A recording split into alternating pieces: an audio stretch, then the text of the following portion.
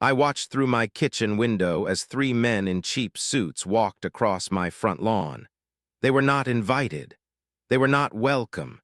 And they were carrying bolt cutters and a crowbar. My hands shook as I reached for my phone to call the police, but then I remembered what the HOA president had told me just 2 days before. Your military displays are a violation of community standards. Remove them, or we will remove them for you. I had laughed at her then. I thought she was bluffing. I thought no one would be stupid enough to break into a Marine family's home and destroy a dress blue uniform that represented 4 years of blood, sweat, and honor. I thought wrong. As I watched them force open my front door, I knew my life was about to change forever. Because what they did not know was that my son was not just any Marine. He was part of an elite unit, and Marines never forget, they never forgive, and they never leave their own behind. 6 months ago, my world was perfect. My son Michael had just returned from his second deployment overseas, and I had never been prouder of anyone in my entire life. The young man who walked through my front door was not the same kid who had left 3 years earlier. He was taller, stronger, and carried himself with the quiet confidence that only comes from serving your country in the most dangerous places on earth. The first thing he did was carefully hang his dress blue uniform in my front window, not because he wanted to show off, but because he knew how much it meant to me. Every ribbon on that uniform told a story. Every medal represented a moment when he chose duty over personal safety. The eagle, globe, and anchor on his collar meant more to our family than any trophy or award ever could. "Mom, this belongs here," he said as he adjusted the uniform so the morning sunlight would hit it just right. "People should see what honor looks like." I cried that day, not from sadness but from overwhelming pride. My neighbors had watched my son grow up in this quiet suburban community. They had seen him struggle through high school, work 2 jobs to pay for college, and then make the decision to serve his country instead of taking the easy path. That uniform in my window was not just fabric and thread. It was proof that good people still existed in this world. Our neighborhood had always been peaceful. Willowbrook Estates was the kind of place where children rode bicycles on tree-lined streets and neighbors borrowed sugar from each other. The HOA had reasonable rules about lawn maintenance and property upkeep, and most residents followed them without complaint. I had lived here for 12 years without a single violation notice. I was a model resident. But things started changing within weeks of Michael's return. First, it was small things. A warning about my American flag being too large for my flagpole. A notice that my "Support Our Troops" magnet on my mailbox violated the community's aesthetic standards. Then came the complaint about Michael's uniform being visible from the street. The HOA president, Mrs. Barbara Henley, knocked on my door on a Tuesday morning with a clipboard and a stern expression. She was a thin woman in her 60s with gray hair pulled back so tightly it looked painful. She had moved to the neighborhood 2 years ago and somehow convinced enough residents to elect her to the HOA board. "Mrs. Patterson, we need to discuss your recent violations," she said, not waiting for an invitation to enter my home. "Multiple residents have complained about your excessive military displays." I stared at her in disbelief. "Excessive? I have 1 flag and 1 uniform. Both are inside my own home." "The uniform is clearly visible from the street, which violates our guidelines about personal displays. And the flag you are flying is larger than the standard residential size allowed in our community covenant." Her voice was cold and matter-of-fact, as if she were discussing a parking violation instead of attacking symbols of military service. I felt my blood pressure rising, but I kept my voice calm. "Mrs. Henley, my son just returned from deployment. That uniform represents his service to our country. Surely you can understand why it means so much to our family."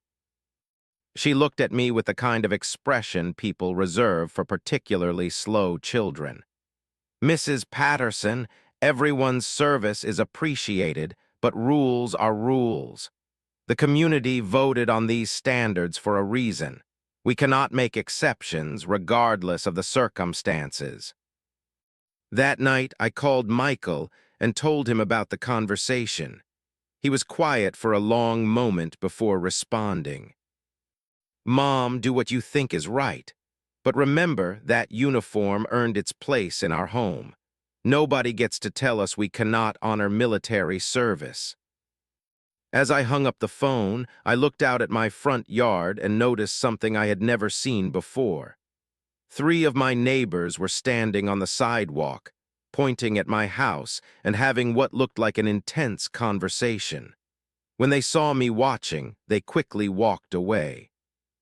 For the first time since moving to Willowbrook Estates, I did not feel safe in my own home. The harassment started slowly, like a cancer that spreads one cell at a time. Within a week of Mrs. Henley's visit, I found the first anonymous complaint slipped under my front door.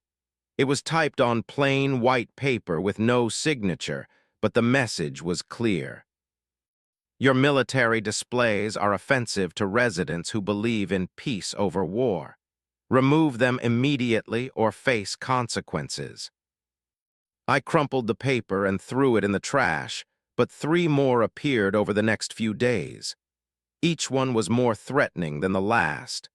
Someone was watching my house, noting every detail of my daily routine and documenting everything they considered a violation.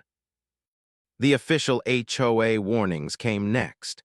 Mrs. Henley sent certified letters demanding I remove my American flag because it was 3 inches too large for community standards. Another letter claimed my "support our troops" magnet violated rules about commercial advertising. A third letter stated that Michael's dress blue uniform was a personal display that could be seen from public areas and therefore violated community aesthetic guidelines. Each letter ended with the same threat. Failure to comply within 48 hours will result in fines, legal action, and potential foreclosure proceedings. I had never felt so helpless in my own home. These people were using legal language and bureaucratic procedures to attack my family's military service, and they were hiding behind community rules to do it. But what made it worse was discovering I was not alone. At the monthly community meeting, I learned that 4 other military families in our neighborhood were receiving similar harassment. Sarah Chen, whose Navy husband had been deployed for 8 months, was being fined for displaying a welcome home banner. Jim Rodriguez, a retired Army sergeant, was threatened with legal action for keeping his military license plates on his personal vehicle. The pattern was clear and deliberate. Mrs. Henley ran the meeting like a dictator holding court. She stood behind a folding table with her clipboard and reading glasses, surrounded by 3 other board members who nodded at everything she said. When I raised my hand to speak about the harassment of military families, she cut me off. "Mrs. Patterson, these are not personal attacks. These are community standards being enforced equally for all residents." "Equally?" I stood up, my voice shaking with anger. "You have sent me 6 violation notices in 2 weeks. My neighbor across the street has Christmas lights up year-round and has never received a single warning." The room fell silent. I could feel dozens of eyes staring at me, but I could not tell if they were supportive or hostile. Mrs. Henley's expression hardened. "Mrs. Patterson, if you continue to disrupt this meeting, you will be asked to leave. We have procedures for handling disputes, and public outbursts are not part of that process." That night I could not sleep. I kept thinking about the look on Mrs. Henley's face when she dismissed my concerns. It was not just bureaucratic indifference. It was personal dislike, almost hatred. She was not just enforcing rules. She was targeting military families because she wanted to. I started researching HOA law and tenant rights, spending hours online reading about property disputes and community governance. What I discovered made my blood run cold. HOAs have almost unlimited power to harass homeowners, and courts rarely intervene unless there is clear evidence of discrimination or illegal activity. But I also learned something else. Military families have specific legal protections under federal law, and veterans' rights organizations have resources to help families facing this kind of persecution. As I closed my laptop at 2 in the morning, I made a decision that would change everything. I was not going to back down. I was not going to let these bullies win. And I was going to make sure every other military family in America knew what was happening in Willowbrook Estates. Mrs. Henley had no idea what she had started, but she was about to find out. I became a woman possessed. Every spare moment was spent researching HOA bylaws, community governance laws, and legal precedents for discrimination cases. My dining room table disappeared under stacks of legal documents, printed emails, and handwritten notes. I was building a case, and I was going to make it bulletproof. The first breakthrough came when I discovered that Mrs. Henley had been selectively enforcing community rules since taking office. While military families received violation notices for flag displays and service-related decorations, other residents with equally visible displays were completely ignored. Mrs. Rodriguez had garden gnomes that clearly violated the no lawn ornaments rule. The Johnsons had a basketball hoop that blocked the sidewalk. The Williams family had been running a home-based business, with clients coming and going all day. None of them had received a single warning. I started documenting everything with photographs and detailed notes. I created a spreadsheet tracking every violation notice sent to military families versus civilian residents. The pattern was undeniable. In 6 months, Mrs. Henley had sent 43 violation notices to 7 military families and only 2 notices to the remaining 89 households. But the real breakthrough came when I started digging into Mrs. Henley's background. Public records showed she had been involved in 3 previous disputes with veterans organizations in other cities. In Phoenix, she had led a campaign to ban military recruitment booths from a local shopping center. In Denver, she had filed complaints against a VFW post for noise violations during Memorial Day ceremonies. In Sacramento, she had been removed from a school board position after trying to eliminate Veterans Day assemblies. This woman had a history of targeting military families and veterans. Her harassment of our neighborhood was not random or accidental. It was deliberate and systematic. I reached out to the other affected families and discovered they had all been keeping their own records. Sarah Chen had recorded phone conversations with HOA board members making disparaging comments about military families. Jim Rodriguez had security camera footage showing HOA representatives taking photographs of his property without permission. Together, we had enough evidence to prove systematic harassment and discrimination. My next call was to the base legal office. The staff judge advocate assigned to our case was Captain Lisa Warner, a no-nonsense military lawyer who had handled similar cases in civilian courts. She reviewed our documentation and photographs with the kind of methodical attention to detail that made me understand why the military wins wars. Mrs. Patterson, you have a strong case for housing discrimination under the Fair Housing Act. she said during our first meeting. "But I want to be clear about something. Going to court against an HOA is expensive and time-consuming. They have insurance and legal budgets. Are you prepared for a long fight?" I thought about Michael's dress blue uniform hanging in my window. I thought about every military family being harassed by petty bureaucrats who had never sacrificed anything for their country. I thought about the anonymous threats and the legal intimidation tactics. "Captain Warner, my son did not serve overseas so that bullies could attack military families at home. Yes, I am prepared to fight." She smiled for the first time since we met. "Good, because I have some resources that might help you win." Within a week, I was connected with a network of military families across the country who had faced similar harassment. The stories were heartbreaking and infuriating. Gold Star mothers being fined for memorial displays, disabled veterans being threatened with foreclosure for accessibility modifications, active duty families being targeted while their service members were deployed overseas. But I also learned that these cases could be won. When military families fought back with proper legal representation and public support, HOAs usually backed down quickly. The key was documentation, media attention, and making the harassment too expensive for the HOA to continue. My son Michael came home that weekend to help with the research. He brought his military training and analytical skills to our dining room war room. As he reviewed our evidence files, his expression grew more serious. "Mom, this is not just harassment.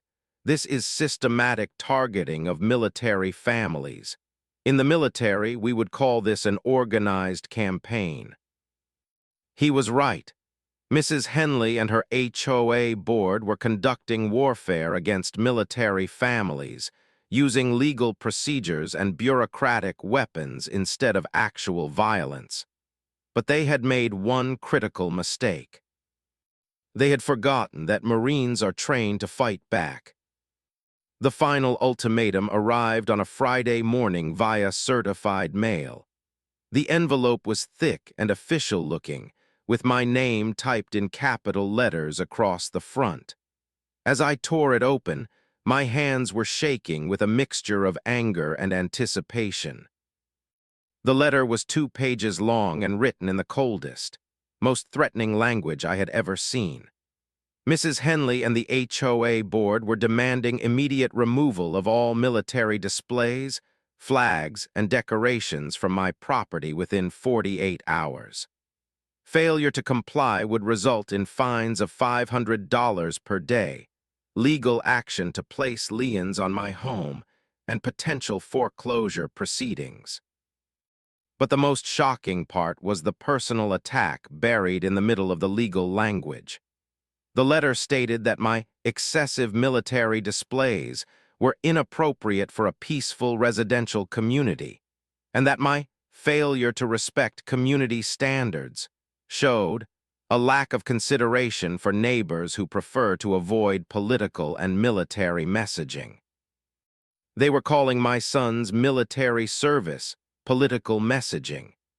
They were treating his dress blue uniform like a campaign sign or a commercial advertisement. The disrespect was so profound that I had to sit down before my legs gave out. I called Captain Warner immediately and read the letter over the phone. She was quiet for a long moment before responding. "Mrs. Patterson, they have just made a critical legal error. By specifically targeting military displays and using that language about peaceful communities, they have created clear evidence of discrimination based on military status. This letter is going to be Exhibit A in our lawsuit." But before I could feel any relief, she continued with a warning that made my blood run cold. "However, I need you to understand something. This ultimatum means they are preparing to take physical action against your property. You need to be prepared for them to actually follow through on their threats. That afternoon, I received my first show of support from an unexpected source. My neighbor across the street, an elderly man named Frank Morrison, knocked on my door carrying a small American flag. "Mrs. Patterson, I served in Vietnam 40 years ago. I have been watching what these people are doing to you and the other military families, and I am disgusted. I want you to know that not everyone in this neighborhood supports the HOA's actions." He handed me the flag and pointed to his own front window, where he had hung a larger flag that morning. "If they want to come after military displays, they can start with mine." Word spread quickly through the neighborhood. By evening, I counted 12 American flags displayed in front windows and on porches. Some belonged to military families, but others were hung by civilian residents who were tired of watching their neighbors being bullied. The local news station picked up the story on Saturday evening. Reporter Jennifer Walsh interviewed me in my front yard, with Michael's dress blue uniform clearly visible in the window behind me. I tried to stay calm and factual, but my voice cracked when I talked about the letter's language. They called my son's military service inappropriate political messaging. This uniform represents 4 years of his life serving our country. How is honoring military service inappropriate in America? The story aired on the evening news and was shared hundreds of times on social media. By Sunday morning, my phone was ringing constantly with calls from other military families, veterans organizations, and local supporters. I was no longer fighting this battle alone. But the media attention also brought negative responses. Anonymous phone calls in the middle of the night, nasty emails to my personal account. A few neighbors who openly supported the HOA's actions made sure I knew they thought I was being unreasonable and attention-seeking. Mrs. Henley called me on Sunday afternoon, her voice shaking with rage. "Mrs. Patterson, your media stunt has brought unwanted attention to our community. You have 48 hours to comply with our requirements, or we will take action to enforce community standards." "Mrs. Henley, my son's uniform is not coming down. Not now, not ever. If you think you can intimidate a military family into submission, you are about to learn how wrong you are." I hung up the phone and looked out at my front yard, where Frank Morrison was installing a larger flagpole. Other neighbors were hanging banners and flags in their windows. The HOA had wanted to eliminate military displays from our community. Instead, they had turned the entire neighborhood into a patriotic demonstration. Monday morning arrived with the kind of tension that makes the air feel thick and heavy. I knew something was going to happen. I could feel it in my bones the same way you sense a thunderstorm before the first clouds appear. Michael had returned to base the night before, and I was alone in the house for the first time since the ultimatum. I decided to run errands early, hoping to avoid whatever confrontation Mrs. Henley was planning. I needed groceries and had a doctor's appointment at 10. As I backed out of my driveway, I noticed a white van parked across the street with 2 men sitting inside. They were watching my house, but they looked away when I stared back at them. My errands took longer than expected. The grocery store was crowded, and my doctor was running behind schedule. I did not get home until almost 2 in the afternoon. As I turned onto my street, I saw the white van was gone, but there were 2 HOA board members standing on my front lawn with clipboards and cameras. My front door was wide open. I slammed on my brakes and jumped out of my car, my heart pounding so hard I could hear it in my ears. Mrs. Henley emerged from my house carrying a large plastic bag followed by two men in work clothes who looked like contractors. "What are you doing in my house?" I screamed as I ran across my lawn. "You have no right to be here." Mrs. Henley held up a legal document with an official-looking seal. "Mrs. Patterson, we have a court order authorizing us to inspect your property for community standards violations. We are acting within our legal rights." I grabbed the document and read it quickly.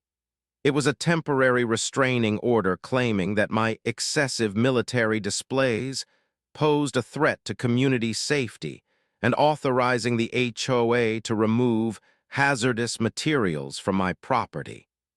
The order had been issued by a local judge at 8 that morning, just hours after I had left for my errands. "This is illegal," I shouted. "You cannot break into my home and steal my property." One of the contractors stepped forward, his voice calm but firm. "Ma'am, we did not break in. We used the spare key under your flower pot. We were authorized to inspect for code violations." My blood went cold.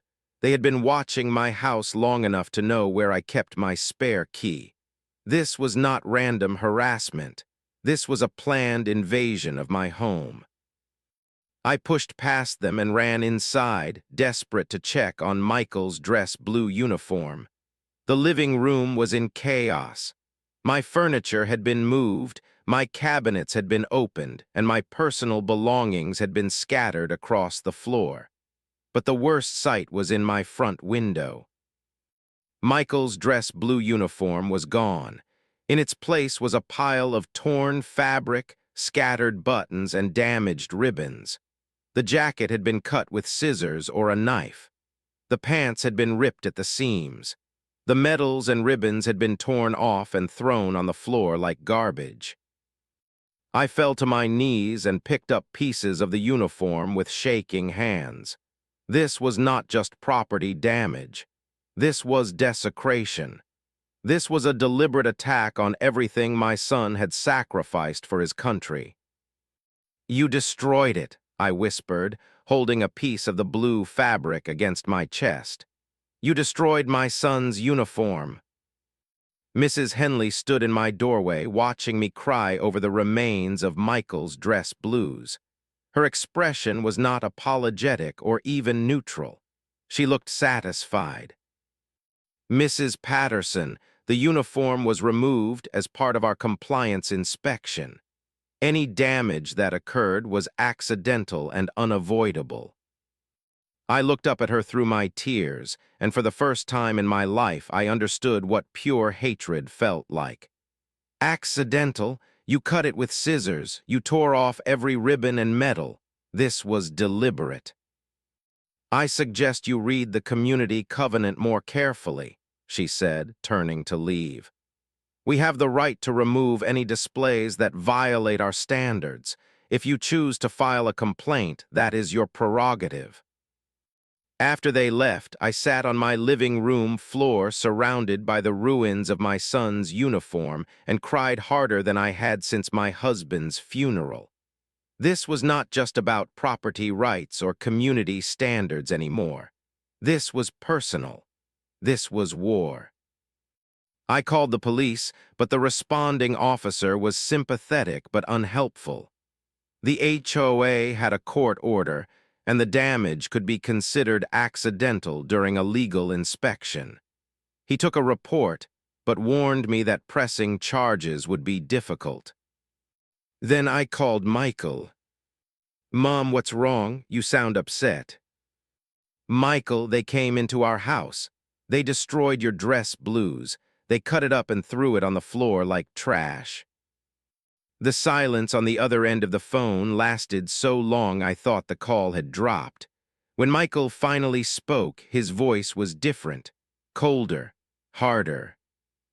"Mom, I need you to take pictures of everything. Document every piece of damage. Save every scrap of fabric." "Michael, I am so sorry. I know how much that uniform meant to you." "Mom, that uniform can be replaced. But what they did to our family cannot be undone. They have no idea what they just started. The phone call that changed everything came at 6 the next morning. I was still awake, sitting in my living room staring at the pile of fabric that had once been Michael's dress blue uniform. When my phone rang, I expected it to be another reporter or a sympathy call from a neighbor. Instead, it was Gunnery Sergeant Maria Santos from Michael's unit. "Mrs. Patterson, this is Gunny Santos. I serve with your son Michael. He told us what happened to his dress blues yesterday. Ma'am, I want you to know that every Marine in this unit considers what happened to your family a personal attack on all of us." Her voice carried the kind of authority that made me sit up straighter even though she could not see me. "Gunny Santos, I appreciate the support, but I do not want Michael to get in trouble for involving the military in a civilian matter. Mrs. Patterson, let me be clear about something. When civilians attack military families and destroy military uniforms, it becomes our business. We do not leave our own behind, and we do not let people disrespect our service without consequences." Within hours, I learned what consequences meant in the military world. Michael's unit had connections throughout the Corps, and word spread quickly through the network of active duty and veteran Marines across the country. By noon, I was receiving calls from military lawyers, veterans organizations, and retired Marines who had heard about the dress blues incident. But the most important call came from Colonel James Mitchell, a retired Marine who now worked as a civilian investigator specializing in military-related discrimination cases. "Mrs. Patterson, I have been following your situation through military channels. I would like to offer my services to help you fight this HOA legally and financially." "Colonel Mitchell, I appreciate the offer, but I cannot afford expensive legal representation." "Mrs. Patterson, you misunderstand. This representation is free. The Marine Corps takes care of its own, and that includes military families. We have lawyers, investigators, and resources that most civilian HOAs have never encountered." The investigation began immediately. Within 24 hours, Colonel Mitchell's team had uncovered information about Mrs. Henley and the HOA board that made my own research look amateur. They found financial records, business connections, and legal histories that revealed a pattern of corruption and personal vendettas. The most damaging discovery was Mrs. Henley's business relationship with a military contracting company. For 3 years, she had been receiving consulting fees from a defense contractor while simultaneously campaigning against military families in her residential communities. The conflict of interest was staggering. "Mrs. Patterson, this woman has been profiting from military spending while attacking military families," Colonel Mitchell explained during our first meeting. "She has been paid over $60,000 in consulting fees by companies that hold defense contracts. Her anti-military stance is not ideological. It is personal financial gain." The media attention exploded when the story broke on the national news. Military families across America began sharing their own stories of HOA harassment and discrimination. The Marine Corps League issued a public statement condemning the destruction of military uniforms by civilian authorities. Veterans organizations began organizing boycotts of businesses owned by HOA board members. But the most powerful response came from Michael's unit. Without being asked or authorized, active duty Marines began posting photos of their dress blue uniforms on social media with the hashtag #MarinesRemember. Each post included a statement supporting our family and condemning the desecration of military property. The local news coverage became national news coverage. CNN ran a segment about HOA discrimination against military families. Fox News interviewed Colonel Mitchell about the legal implications of destroying military uniforms. The story was shared millions of times on social media, turning our neighborhood dispute into a national conversation about how America treats its military families. Mrs. Henley tried to control the narrative by claiming she was being unfairly targeted by outside agitators and military extremists.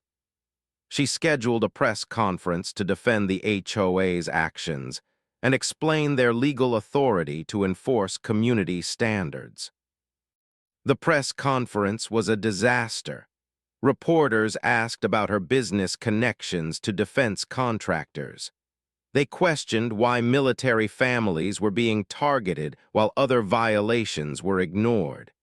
When she tried to justify the destruction of Michael's uniform as accidental damage during a legal inspection, the room erupted in hostile questions.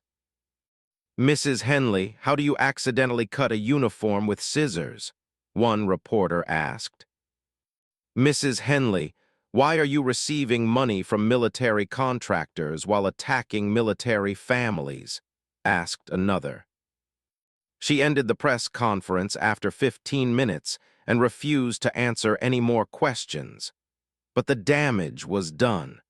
The entire country now knew about the HOA president who profited from military spending while persecuting military families. That evening, I received a call from the base commander himself. "Mrs. Patterson, I want you to know that the entire Marine Corps is behind your family. We are going to make sure this situation is resolved appropriately." For the first time since this nightmare began, I felt like we were going to win. The end came faster than I expected. Within a week of the national media coverage, Mrs. Henley and 2 other HOA board members submitted their resignations. The remaining board members called an emergency meeting to discuss new policies and procedures for the community. The legal settlement negotiations began immediately. Colonel Mitchell and his team of military lawyers faced off against the HOA's insurance company and legal representatives.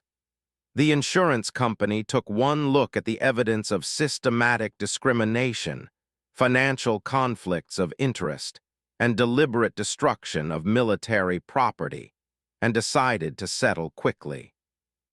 The financial compensation was substantial, enough to replace Michael's destroyed uniform, pay for legal expenses, and provide damages for emotional distress. But more importantly, the settlement included sweeping policy changes that would protect military families throughout the community. The new HOA policies explicitly protected military families' rights to display flags, uniforms, and service-related decorations. They established procedures for handling discrimination, complaints, and required board members to disclose any financial conflicts of interest. Most importantly, they created a military family advisory committee with voting rights on all future policy decisions. But the most satisfying moment came when Mrs. Henley's business relationships became public record. The defense contractor that had been paying her consulting fees immediately terminated their agreement and issued a public statement distancing themselves from her anti-military activities. Her reputation was destroyed, and her ability to harass military families in any community was permanently eliminated. The community healing process was slow but genuine. Neighbors who had remained silent during the harassment began reaching out with apologies and support. The few residents who had actively supported the HOA's actions found themselves isolated and unwelcome at community events. Frank Morrison, my neighbor who had been the first to show support, helped organize a neighborhood barbecue to welcome military families and celebrate our victory. Veterans from across the county attended, along with active duty service members and their families. It was the kind of community celebration that Mrs. Henley had tried to prevent. The most emotional moment came when Michael returned home for the barbecue. Colonel Mitchell presented him with a new dress blue uniform, purchased and fitted by the Marine Corps League. As Michael hung the uniform in our front window, the entire crowd stood and applauded. "This uniform belongs here," Michael said, echoing the words he had spoken months earlier. "And no one will ever take it down again." 3 months later, I received a letter from a military family in Texas facing similar HOA harassment. They had heard about our case and wanted advice on fighting back. I called Colonel Mitchell, who was happy to help another military family defend their rights. That is when I realized this victory was bigger than just our neighborhood. We had created a template for military families across America to fight back against discrimination and harassment. We had shown that bullies in positions of authority could be defeated when good people stood together. Mrs. Henley learned that attacking military families was the biggest mistake of her life. But more importantly, every military family in America learned that they do not have to fight alone. The Marines remember. The Marines never forget, and the Marines always take care of their own.